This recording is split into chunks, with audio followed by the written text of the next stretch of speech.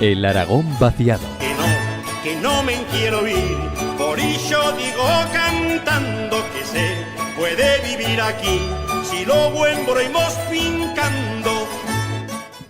Llega el momento de sacar la mochila, las botas, las llaves del coche, el caballo, lo que uno quiera, para irnos a recorrer Aragón vaciado. Y lo hacemos con Sergio Larraga. Bienvenido, Sergio. Hola, muy buenos días. ¿Hasta dónde nos vamos hoy con Aragón vaciado? Hoy con Aragón vaciado nos vamos a la comarca de Daroca, en la provincia de Zaragoza. Hace mucho que no íbamos por estas tierras y nos vamos a conocer un municipio, no una localidad, un municipio completo, pequeñito, propio del Aragón vaciado, afectado por la despoblación, como luego veremos, pero que tiene cosas muy bonitas para ver. Tiene una iglesia ligada a una leyenda que llaman la Capucha del Diablo, ahí lo dejo, y también muy interesante porque hace pocos años restauraron unos hornos de cal o caleras de los que buena parte del pueblo vivía hasta los años 40-50 del siglo XX.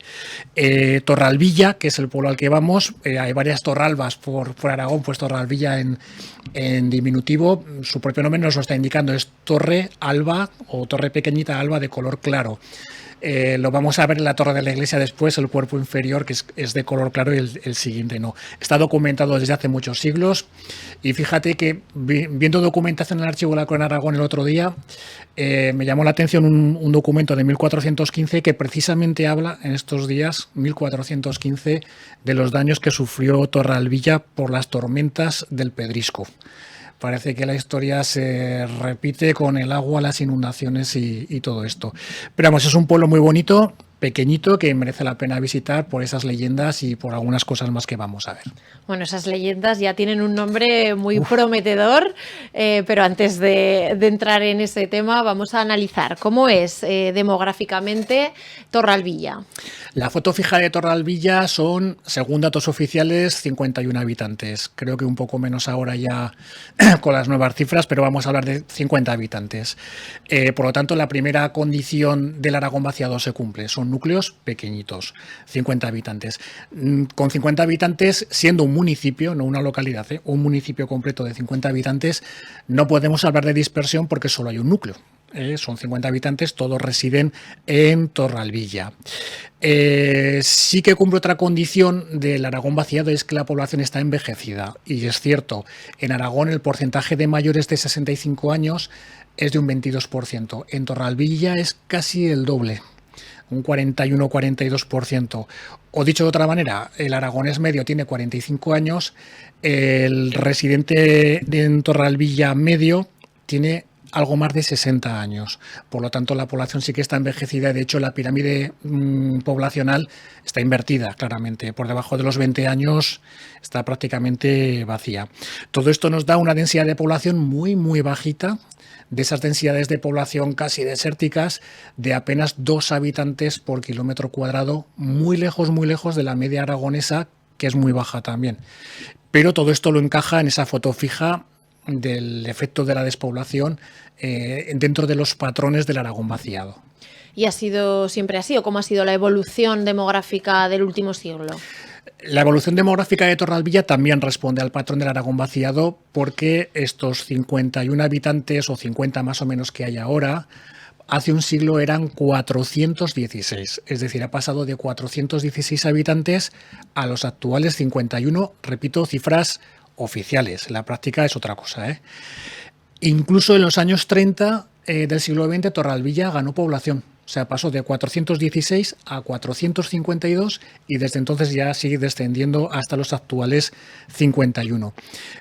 Causas de la despoblación de Torralbilla. Primero, las causas generales. Ausencia de servicios públicos, pueblos dejados de la mano de Dios, caminos malos, pocas posibilidades y además un tema muy concreto con esos hornos de cal o caleras que estuvieron funcionando más o menos hasta los años 40 o 50, pero en los años 40 o 50 y se cerraron pues porque había otros elementos materiales como el cemento más modernos y de fabricación industrial y esos hornos pues daban trabajo a bastante gente y todo esto pues provocó la despoblación durante todo el siglo XX.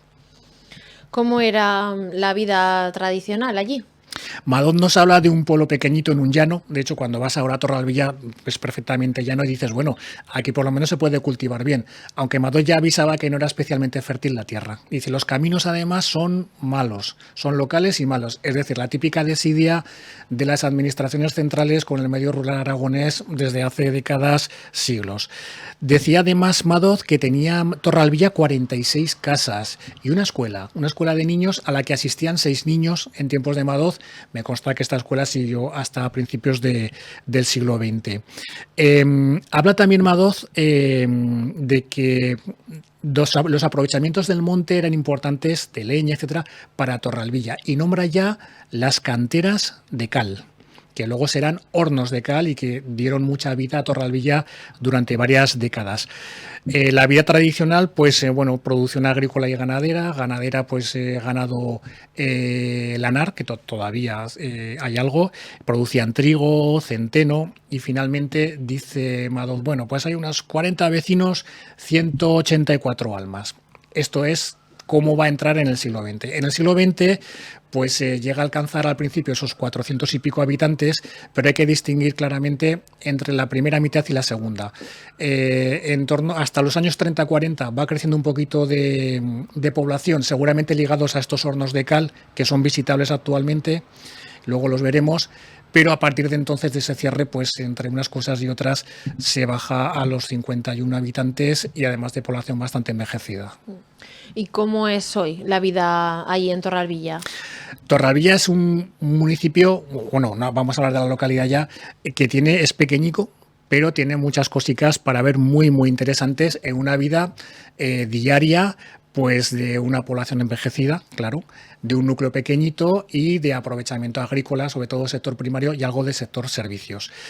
Nos va a llamar la atención cuando lleguemos a Torralbilla varias cosas. En primer lugar, la iglesia, evidentemente, la iglesia de San Lorenzo Mártir. Se ve desde lejos. Esta torre de esta iglesia, que la parte, el cuerpo inferior, el cuerpo bajo, es de un color blanquecino, como de cal, y el siguiente ya es posterior en el tiempo, es octogonal y de ladrillo, pues seguramente sería la que daría nombre al pueblo de Torralbilla. La iglesia actual data del siglo XVII y es de estilo barroco, pero todo da a entender que anteriormente había otro templo. ¿Por qué? Primero porque se ven algunas construcciones, algunos elementos por ahí que no cuadran mucho con el siglo XVII, están, bueno, pues muchos de ellos enterrados, que ahora lo veremos, y porque los retablos interiores, algunos de ellos son muy interesantes y son retablos anteriores al siglo XVII. Concretamente tienen un retablo gótico del siglo XV y otro renacentista del siglo XVI, el retablo de Santa Ana y el de San Blas. Por lo tanto, necesariamente tuvo que haber un templo anterior. Nos va a llamar también la atención esta iglesia porque justo debajo, por uno de los lados, tú das la vuelta por la iglesia y vas a ver la capucha del diablo. Y es que ahí hay como una especie de oquedad, luego lo veremos, como si fuera un túnel que se ha venido abajo. Es muy curioso, le llaman la capucha del diablo, luego veremos por qué, pero seguramente será un resto romano, nada más y nada menos. Debió haber algo ahí en tiempo de los romanos. La iglesia no es el único edificio que nos va a gustar. Vamos a ver una fuente muy bonita, restaurada también hace poco. Bajarás unas escaleras y verás ahí el pozo con los abrevaderos para el ganado. Tiene 2 peirones muy mágicos también muy cerca del núcleo, el de San Ramón y el de San Roque. Tiene un lavadero también de estos bonitos que está restaurado también hace muy poquito, y esos hornos de cal y el edificio del ayuntamiento, que tiene un reloj muy curioso también que llama mucho la atención. Es un pueblecico bonito para ir a ver, pequeñito, para ver esa iglesia, esa capucha del diablo, para ver estas cositas que hemos visto y ver cómo se trabajaba la cal y las tejas en esos hornos que han sido restaurados hace poquito y que estuvieron vigentes, pues eso, más o menos hasta los años 40 o 50, que empieza a aparecer el cemento. Pues nos adelantabas ya algo de esa capucha, ese nombre tan llamativo, capucha del diablo. ¿Qué más podemos saber de esto? Pues, es una cosa un poco extraña. Nadie sabe muy bien qué es, ni qué hay dentro, ni nada así. Pero sí que es cierto que cuando tú das la vuelta a esa iglesia, te encuentras en uno de los laterales como unas escalericas en piedra y ves una oqueda, como si fuera un túnel cegado, como si hubiera se hubiera caído la parte de arriba o lo hubieran intentado tapar. Entonces este hueco nunca se ha sabido muy bien lo que es. Hay varias teorías. Hay quien dice que esta tierra fue tierra de templarios y tal, y que, bueno, pues que parece ser que era habitual en estas órdenes pues establecer pasadizos por debajo de las iglesias y cosas así. Podría ser. Sí que es cierto que han descubierto algunos sillares y tal que parecería que son romanos. O sea, podría haber un monumento romano escondido aquí. En cualquier caso, ese misterio sobre su origen, pues también nos dice que la gente tampoco sabía muy bien lo que era, y por eso ese ámbito misterioso, ¿qué será esto? Pues al final, la capucha del diablo. ¿Y por qué la capucha del diablo? Bueno, pues porque debía ser como una especie de túnel oscuro, misterioso, debajo de la iglesia, nada más y nada menos. Y seguramente, esto ya es cosecha mía, el párroco, el mosén, estaría harto de que se metieran por ahí la gente y diría: no os metáis por ahí, que esto es la capucha del diablo y el que entra no sale. Y ya se quedó con la capucha del diablo.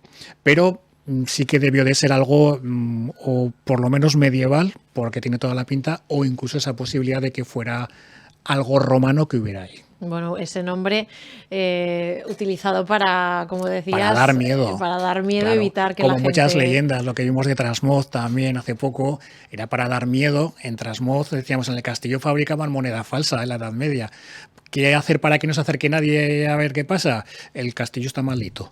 Y sí, ya está. sí, tiene que ser eso muy disuasorio. Totalmente. Respecto a ese origen o medieval o incluso romano, es habitual, ¿no?, encontrar que se edificasen los mismos puntos. Sí, sí, esto es tendencia en todas partes, no solo en Aragón. Muchas veces los lugares santos donde había un templo romano, posteriormente hubo uno visigodo, luego uno árabe y luego uno cristiano.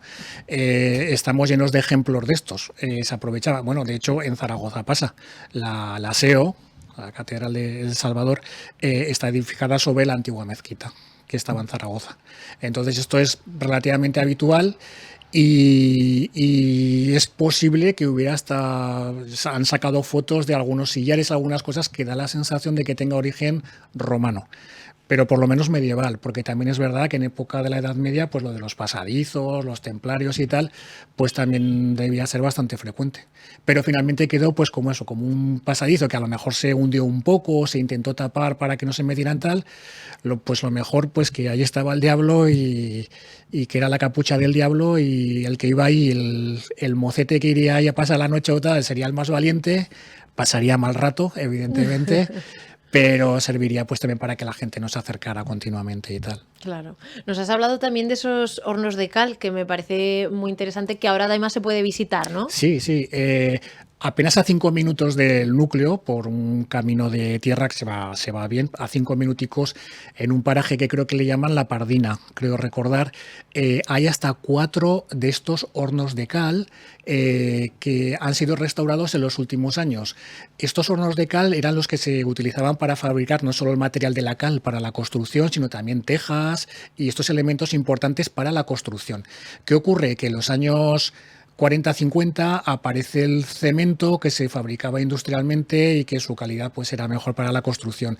Entonces poco a poco se fueron dejando hasta que quedaron totalmente abandonados. Además, en estos hornos de cal trabajaba mucha gente, no solo los que estaban en el horno, sino que la piedra de la cal que se sacaba era de, como decía Madoz, de ahí mismo, de la zona, con lo cual había gente en plan minero sacando la piedra de cal, los de los hornos, los del transporte, y tenía bastante fama en toda la comarca, Torralvilla, como que era un lugar en el que se hacía una teja y una cal de calidad.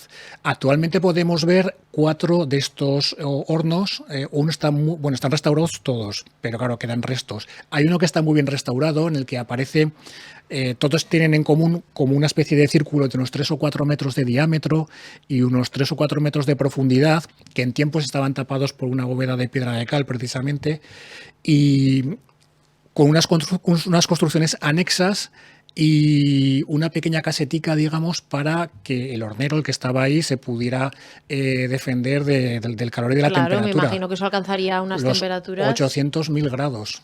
Entonces, es una casetica que está ahí, solo se guarda esa, y el acceso a ese círculo, esa circunferencia, que ya te digo, tiene unos 3 o 4 metros de diámetro, unos 3 de altura, la parte de abajo es de piedra, y la de arriba ya es de ladrillo de adobe, y luego por encima estaría pues esa especie de bóveda que cubriría y que le haría coger la temperatura tan alta para fabricar la cal y las tejas.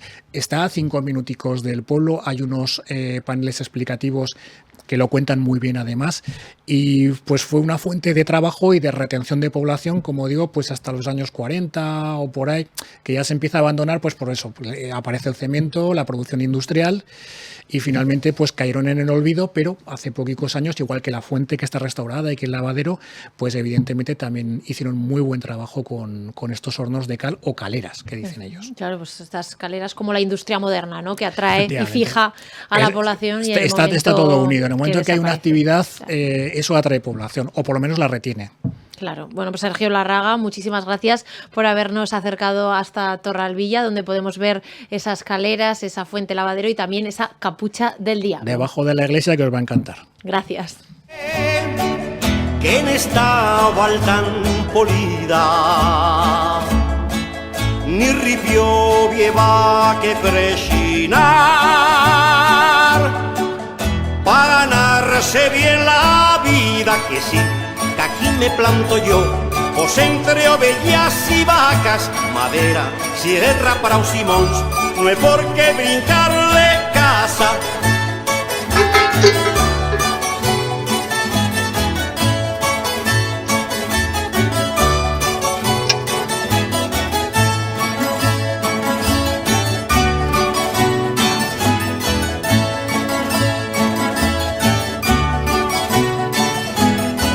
Cuando vota bella capitán, yo me siento en un forao, vindo a la chen correr y chilar, entre formigón armao, que no, que aquí me planto yo, pues los turistas que implegan en furnos, tiendas, pasios tals, los dixan buenas pesetas.